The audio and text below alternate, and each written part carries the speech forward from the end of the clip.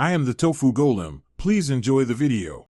You start right now by confirming your iPhone model and iOS version so you know which battery firmware applies. Back up the device to iCloud or Finder. Once done, make sure the backup completes. Charge to over 20% or plug in a light.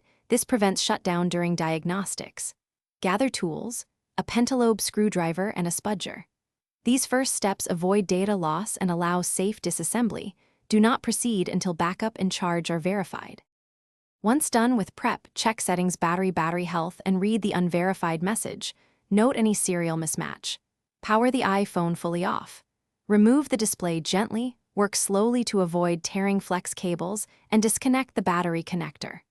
Document connector positions with clear photos. This helps if connectors look similar.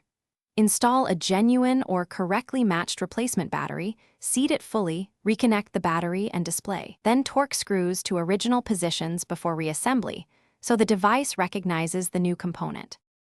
After reassembly, boot the iPhone and check battery health. A correct install and calibration should show verified status. To calibrate, charge uninterrupted to 100%, then use the phone until it shuts down and recharge to 100% again. This helps the system measure capacity accurately. If the unverified label persists, power down and recheck connectors and seating. Once connectors are confirmed, consider reflash options if you have tools, or take it to Apple-authorized service. This single troubleshooting step resolves most recognition. Thanks for watching. Consider subscribing if we helped you today.